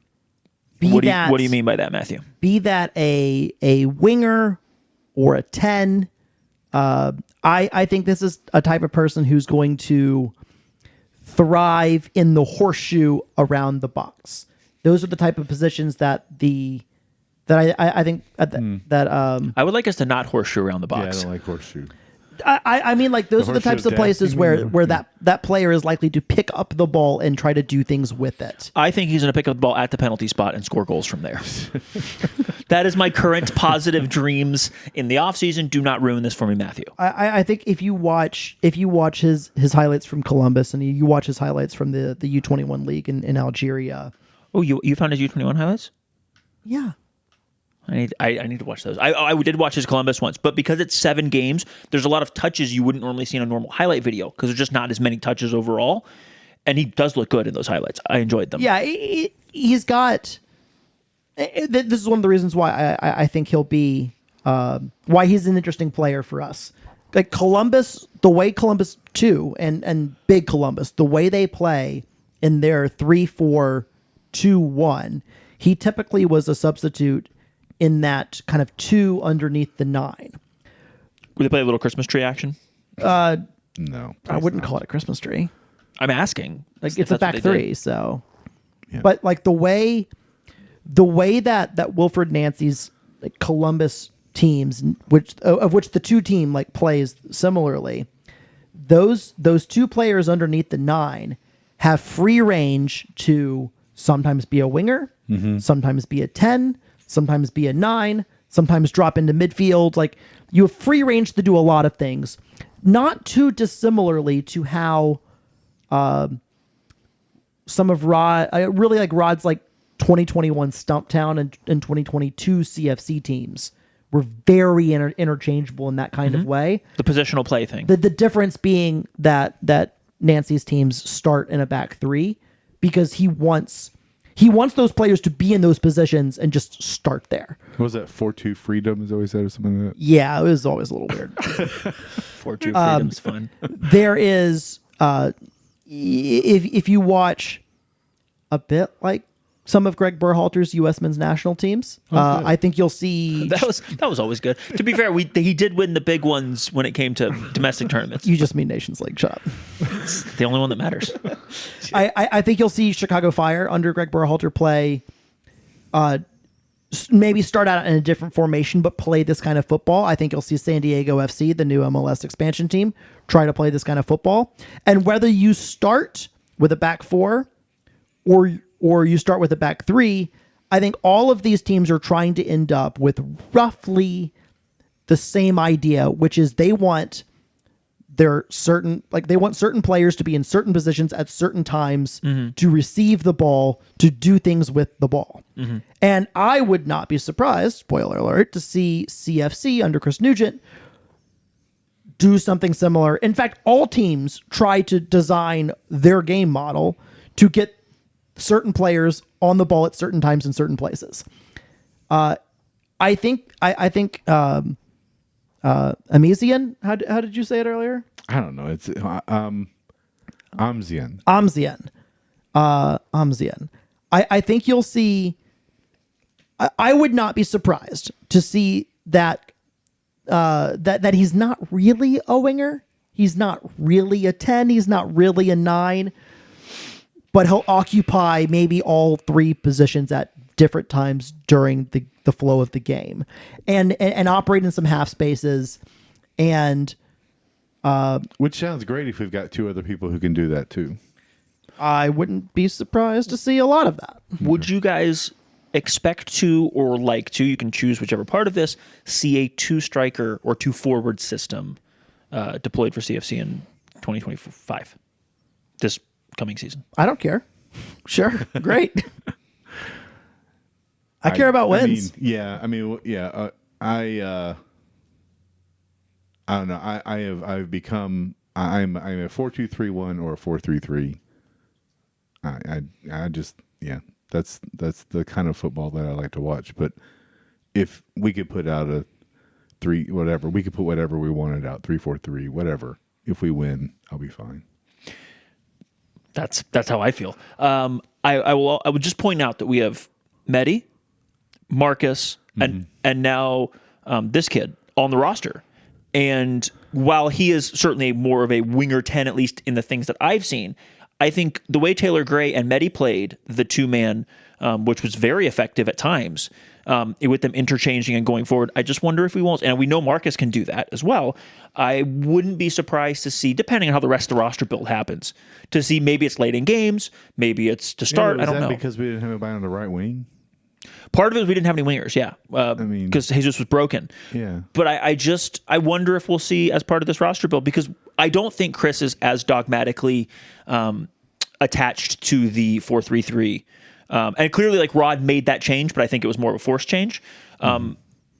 Chris said on this podcast that he might play 2 strikers, he might play 3 center backs. He was just very non-committal to. He said, I prefer a 4-3-3, but also we'll play whatever we need to play to win. That's kind of what he said. I think he also said you can kind of expect variations throughout the year based on what the other team's going to throw at us and what we feel like is best to counter that approach.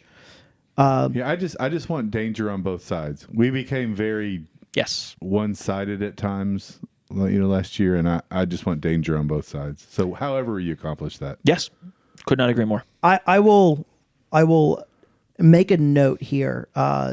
So there's not a whole lot of data on Amzian. You've got him listed for 128 minutes for Columbus and 7 appearances off the bench from when he signed to the end of the season.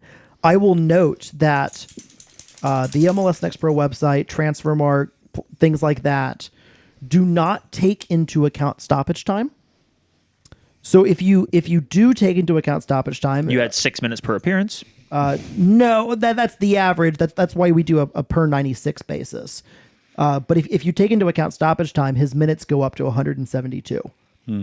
And it's not a lot of minutes. Just so we're clear about why we're not talking about his per 96 numbers or anything like we sometimes do in this podcast. Or his that's G+. not enough data. Yeah, correct. Yeah. I really like the signing though. Yeah. All he needs is if he's good in the air, then he's Oh, spoken like a true Arsenal fan. Very good in the air. Matthew, tell me about the MLS Super Draft, which I know you, and maybe only you, on this podcast are very excited about. What is that? What is that? I don't know. What is that? I don't even know what that is. Really? I agree. Hell yeah. It doesn't exist. I know what conceptually it is. So depending on what time you're listening to this and when, the MLS Super Draft is on Friday. And this podcast should be out around the time the Super Draft is out. I will... Either tonight or tomorrow morning. So, like, why this matters. CFC is not a drafting team. That's just for the MLS first teams. But pay attention to the Super Draft, or just look later on once it's all done. And pay attention to the Eastern Conference teams. Because players that are drafted in those 3 rounds in the Eastern Conference are very likely to be players that we will go up against during the season. Getting drafted by an MLS team does not guarantee you an MLS contract. It does not even guarantee you a next pro contract. But way more often than not, a player will end up on a next pro team immediately following their draft. I think you might see some of those players in the top 10, 15 picks. They may like legitimately make an MLS roster. Especially if they're Generation Adidas. But that is going on out there. There's a draft eligible list on the MLS website. And Paul Harvey from American Soccer Analysis also kind of put together a bit of a tier list for certain position classifications. Those kind of guys in tier 1, and to a lesser extent, tiers 2 and 3, are kind of his favorites based on analytics to be selected from the college player pool. I think there's 2 players from MLS Next Pro from second teams, and there's 1 player from Phoenix Rising and maybe 1 other player, don't quote me on that, from the pro game. That are draft eligible. Well, is Damian Rodriguez the last CFC player to be draft eligible? Milo was taken in the draft by Montreal 2 years ago. He was drafted by Montreal, not signed, went to New Mexico. That's right, yeah. Then came to us. It's Frankie Martinez, to go a little further back, was drafted. Yeah, but Damian was eligible while being on CFC's roster. Yeah, so it's for when you come out of college, and if you come out early as a pro and you're not draft eligible that particular year, or put on, like, teams have to request for you to go on the list.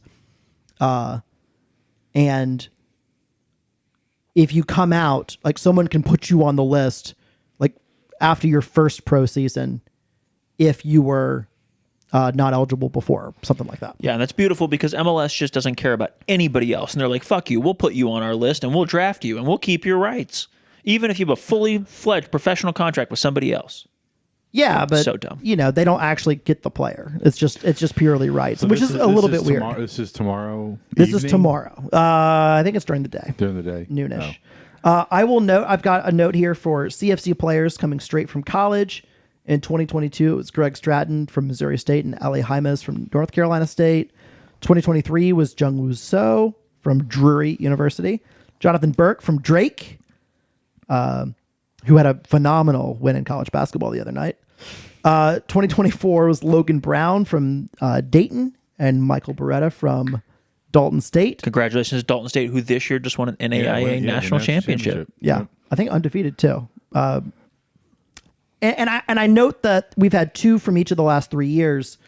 I'll be curious in what I think is a push to get a little bit younger for this year's MLS Next Pro roster. I'll be curious if we eclipse that number. So I will be watching or paying attention to the draft a little bit. That makes one of us. And for those of you who are wondering, there is a Hawaii 5-0 marathon on Ion, about the same time. If you're looking for something, call me if it's NCIS, okay? Well done, Jim. Well done. So yeah, that's what's going on Friday. Mailbag questions.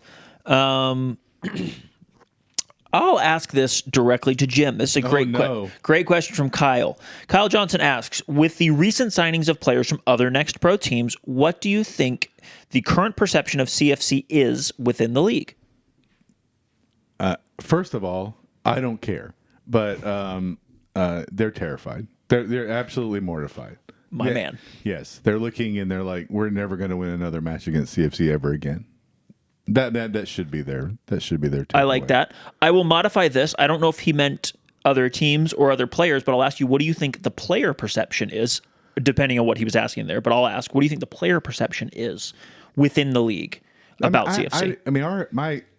I've always wondered about this because, we're CFC supporters and we live in Chattanooga and we know how the club has treated players in the past, and so I want it to be. It's a place where I can go play in front of supporters. It's a place where I can go into a community that cares about the team, that cares about me, that cares about who I am and what I want to do. But I have no idea if that's, and I would think players talk, and the players who leave, at least outwardly, express appreciation for the community and the culture and the climate. So I would hope that spreads to other, like, why would you want to sign for another MLS Next Pro team if you could play here in front of fans, in front of supporters, in front of people who care?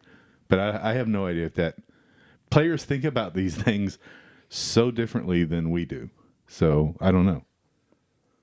Yeah, I wondered the same thing. My hope is that because of our first year, and my hope is part of what happened in our offseason leading up to MLS Next Pro announcement and then us becoming an MLS Next Pro team and then our first year as an MLS Next Pro team, I wonder if a lot of players and agents looked at us with a lot of skepticism because the last team folded after their first year. I don't know if they had a big fan support. We're a NISA team, so even though they should have looked at us as some respect, to put some respect on our names, that they may have looked at us and been like, NISA team, who cares?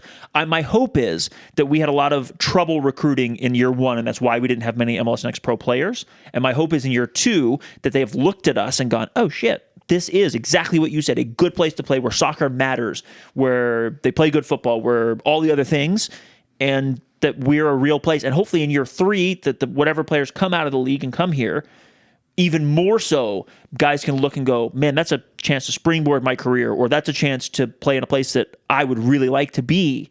And so that because if we can't grow that reputation within MLS Next Pro, where guys go, I'd like to play there. And I know some guys are going to go, I want to get an MLS contract, and so all that matters to me is getting on and practicing with the MLS. Look, if you're going to be in Miami and we get to practice some days with Lionel Messi, I understand that you're not even thinking about Chattanooga. You're not practicing with Lionel Messi. The two team players do practice some, but not with Messi. In the same building as Lionel Messi walks occasionally. And I understand that his aura, just with like every TV deal that MLS has done and every game, Messi is all that matters. And so I all jokes aside, I understand why there's some pull in some other clubs that we're not going to have. However, when guys look outside of that for other reasons, whether it is to come here and then springboard to Europe, or to come here and get in front of the eyes of the whole league instead of just one, or to get a chance to restart your career. So if you look at a guy like Steve, he is coming here after 2 years in Austin. Whether he was on a first team track or not, clearly he chose to leave or they've chose to cut him and now he's left. This is a chance to relaunch his career or continue his career, depending how you look at it. I want this to be a place where guys not only accept to go, but are excited to go. I don't know if we can get there, but if we can't, we're going to be in trouble from a talent perspective. That's pretty good. Well done. Thanks, buddy. Next listener question. Bill Autred says, what's the one thing on your Santa list for the team next year?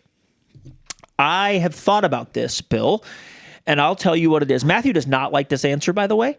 And Mehdi was our best 11 player. Mehdi was arguably our best player, definitely our best offensive player from a numbers perspective. He scored the goals. We'll just leave it at that. I won't argue assists versus goals, whatever. But he was the guy leading our line. What I want is a winger that is of Medi's level of production last year. Meaning, I want another Medi two-headed monster on the offensive side. I believe that if we had one more winger that was starting like Medi level, basically a next pro, arguably best 11 or just best 11 level winger to pair with Medi, I believe we would have not only been a playoff team, but a competitive playoff team. We wouldn't have been perfect. We would have had some moments. But I think one of the things we lacked is we couldn't play two defensive midfielders and have a really good defense and then also score goals. We had to play with two 10s and basically a 6'8" that was not the best defender and had limitations to make the offense work. And even then, it really wasn't good. When Jesus wasn't in there, we were just not winning games. And it showed that if we had had a third starting level winger, and in my case, a game-changing winger, I think we would have been much, much better. And I believe that we need a game-changing winger for my Santa list. And I would like a game-changing level winger. Maybe that's a guy we've already signed as part of this offseason, but maybe it's a new guy that comes in. But by the end of the year, I want to look up and go, man, 15 goal contributions from winger. Like that guy's, if he's not in the best 11, I want to be pissed about it. Like that's what I want. In addition to Medi leading the line, still doing the thing, being the arguably best 11 player, et cetera, et cetera. I just want more talent. How rude. I mean, like if you mortgage the future a little bit if nearly every single player is a finished product. And Mom's home. And I think that we desperately need, and one of the reasons why I'm excited about these three signings that we just talked about here, we desperately need more future talent. Yeah. Like current talent, but also like future possibility. And frankly, younger legs to keep up with the up and down nature of this league. It's a very transition heavy league. And I also really want that kind of talent to grow and mature here and take off, because it will help our reputation. It'll help the reputation of the club that I want us to get to, which is a club that develops players, whether it's from our academy or we take in others, we develop them and we move them on to a better league. I want to be regularly developing players for MLS. I also want to be regularly moving on players to USL Championship. And at least until there's a D2 league for us to be a part of. I want to be able to find the 16-year-old who's ready for a lower division pro contract, does not want to sign in MLS on a long-term deal. I would rather be able to scoop them up and sell them on their 18th birthday into Europe. I want to be that kind of club. And to do that, we need just more talent. And also we need time. We're not there probably right now. But that's where I want to go. Yeah, I think so. I'm going to be more vibes. So Yeah. Well, at least offensively, but I want a center back pairing that, assuming we play a 4, instills fear in any forward that enters our box. And then I want, from going forward, I like this.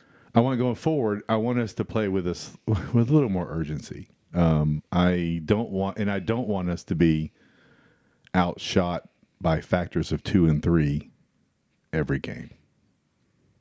I don't want us to feel like we have to dribble the ball into the net. I want people taking shots. You might say that you want our XG to be greater than our opponent's XG. That is sure. It's a nice place to start. I agree with all of this. Yeah, I was taking me to church there a little bit. Yeah, I would love all of that. But if we could start by being the best defensive team in the league, or having the best goals against, that'd be a fine place to start, and then build from there. Of course, the Arsenal fan talks about defense first. Defense and set pieces, baby. No, I want scoring. I want pretty productive football, but I don't want us to be. I don't want to see passing charts that look like a horseshoe. I don't want that. The horseshoe of death. All right. One last mailbag question. Jeffrey Clymer asks, and Matthew, this is tailor-made for you. With the remaining roster slots to fill, are there any players in particular that you personally would like the club to be looking at? I'm so glad you asked. I made a wish list. You made a wish just like 2 months ago. There's a shared Apple Note with him and so my. we've got 16 players right now. I think I just counted. We got 16. Okay. I'm going to take your word for it. What is your What's missing? What's the target? A number you 24. think? 26. 26. And then like what do you think is missing? Oh boy. So We do not have 35 minutes, Matthew. Do this quick. Yeah. On the roster right now, we have 2 right backs. On the roster right now, we have 2 center backs. We have 2 goalkeepers. We have 1 left back. We have 2 defensive midfielders. We have 3 10s. We have 2 wingers. We have. So I'm including. He pretended when I said this number 16 that he didn't know what I was talking. Now, but he just rattled knows. off. Yeah, He knows. MZN, I'm including him as a winger. We've got 2 wingers. We've got 2 9s. We're going to need another 9. We're going to need 2 wingers. Probably going to need another player at the 10. Going to need another left back. Going to need 2 center backs. Going to need a 3rd goalkeeper. Probably 1 additional, I call it auxiliary player in defense. An Ethan Corin, if you will. And 1 auxiliary play player all in the positions. midfield. An Ethan Corin. So other than that, Yeah. other than a left winger, right winger. So other than everything, like okay. We kind of need one of And everything almost. Yeah, and we need that in the next 8 players. Oh no, 10, I guess. If you said 20, you want to be the 20. yeah, I wasn't really counting to see if my math was right. But yeah, we roughly need we almost need one of everything. And that's just the group we have. Like, maybe somebody comes in for a player, like that's can happen. Like players can still leave during this time. Yeah. Like that's part of it. And we frankly If they've want got- somebody. if they got that championship. We thing want in their somebody to contract. give us money for players. Sure. Like that. Yeah, or they may have, these guys may have MLS contracts. So, like, I'm not saying something- we have somebody I think MLS going to come in for, but like they may have MLS clauses in their contract that if Right. an MLS Oh, team of course. offers them a deal. Yeah, of course. So like you've got to, I'm sure on the back end they're working on, if there's anyone that might be moving on or there's interest in, they're going to have to backfill on those positions. So there might be some of that kind of stuff going on. That being said, yes, Jeff, there are players that I want. I think before the Steve Louis Jean signing, I would have, and this is all like as a caveat, I do not know what game model or how Chris is going to put together their game model. I don't know, like it's going to be different than Rod in some ways. It's going to be similar probably in some ways. So like this is just very much a shiny toy I want type of thing. But like, let's be honest, I love Nobel Okello from Atlanta United. Co-sign. Too. He's out of contract. He's the best. He's fun as hell. It's very good. Fun as hell. Made our lives miserable. Yeah, It broke up everything. The 2 games we played against him, we created next to nothing, and I feel like it was 90% his like doing. I thought that former U.S. youth team player Nico Ben Alcazar from FC Cincinnati, playing in defensive midfield, and he's also a little bit of a center back. I thought he had a great season. Looked like a very, very good player. I think he's out of contract right now. I really enjoyed watching Jaden Daw. I liked him a lot too. For Columbus Crew 2. I liked him a lot. I will note that Jaden signed with New England Revolution 2 a couple weeks ago, and he's a Boston native, so like not terribly surprising going back home. Also, Columbus, what are you doing? Why are you cutting Jaden Daw, you idiots? I actually really I feel like that guy's got some MLS potential. Me too. And maybe his path was blocked a little bit in Columbus. which like currently have like a 35-year-old Christian Ramirez as a 9. They've got Cucho Hernandez, Diego Rossi, AZ Jackson, Jaden Russell Rowe. Like they've got a lot of players in that kind of forward area. So like his path just may have been limited in another location. But Jaden was one of those players. He was drafted out of Duquesne, Duquesne University in Pittsburgh. Big athletic center forward. Fits MLS very well. It fits MLS, and especially in the kind of position that translates really well from college soccer to MLS. We've seen this time and time again. That forward is one of those areas that doesn't always, but can make a jump, a legitimate jump. That and center back. So he would have been one I would have been interested in. There was carnage at Huntsville City. Bring me Jonathan Bolaños. What a freaking player. Please come home, Jonathan Bolaños. That's the kind of guy that's going to go to the championship and make a lot of money, and good for him. Still can't believe he's going to England. That's wild.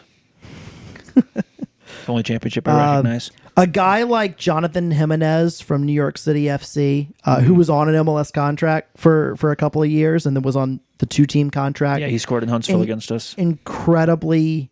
What? Isn't that the guy that scored in Huntsville? That scored the goal when we were away? Jonathan Jimenez for New York City? You're thinking of Jonathan Perez for Nashville. Never mind. Jonathan Jimenez for New York City. Well, I was thinking about Huntsville. I heard Jonathan MLS contract. That's a really, really good player, Jonathan Jimenez. He just signed with Hartford Athletic. I want Jesus Batis off of Toronto. I love Jesus Batis. I have loved watching that player ever since he... Do you remember Jesus Batis from Nice? He was on New Amsterdam. He played he played in the Independent Cup against them. He was so good in the Independent Cup. They signed him. You're right. I remember that. He then went to Toronto in MLS Next Pro, and he's played for Rochester first year. Rochester, and then to Toronto. He's played for MLS, Big MLS, and MLS Next Pro, up and down between and he is now a free agent, and I want him so bad. He's still only like 25. Yeah, he's fun. I've really enjoyed watching him play. He was someone that exactly the kind of left winger we need. Before the coaching change was made at the end of 2021, he was someone that was on the list. For Peter Fuller's list. Yeah. Along with Siobhan John Brown, bring him home. That dude's like 45 now though, so shout out Siobhan John Brown. Yeah, he was still offside. Yeah. I really liked there's a player I really liked out of Birmingham, Legion, from the championship, named Deba Nwegbo, a 22-year-old domestic player. I think he's out of Atlanta area. That guy is going to a Hungarian club, I think, this winter. I don't know who that is. It's really annoying that a lot of players on my list are like getting picked up and not. I'm happy they're not getting picked up in MLS Next Pro, but they're getting picked up. There's some really interesting ones out there, and the reality is if I know about a player, every single technical staff in the country knows about that player, and so I think one of the things that's going to matter for us is being able to look for players that no one else is looking for, to identify talent when no one else sees it, and then have it translate on the field. I mean, you look at a guy. It's actually a great callback from the episode. You look at a guy like Taylor Gray, who had one goal for Maryland in his first pro year, was cut by Maryland. Idiots. And Rod saw him play and said, "I want you to come play for me at CFC." And look at the kind of career he had. And we'll see where he goes next. That's the kind of thing. That's the kind of thing that I think is going to be really important for us in terms of player development. And yeah. The only thing I'll add, Forster Ajago. Oh my gosh. From Huntsville. Loved him. Wish we could pair him with anybody because he is hell on wheels. I am very excited that Real Salt Lake picked him up in the reentry draft, so that He's not in the Eastern Conference. if he drops down for some next pro minutes, he's going to be playing in the Western Conference. And there was one, the goalkeeper, I forget his name, from Houston that I really liked.